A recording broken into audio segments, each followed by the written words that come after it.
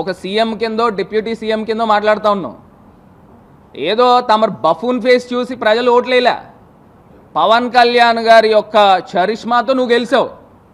ఇంకా ఒక రకంగా నేను ఒక అడుగు ముందుకు వేసి చెప్పాలని అంటే ఈ తెలుగుదేశం పార్టీ వాళ్ళందరూ కూడా ఇప్పుడు మీరు అధికారంలోకి వచ్చారనంటే పవన్ కళ్యాణ్ గారి వల్లనే వచ్చారు.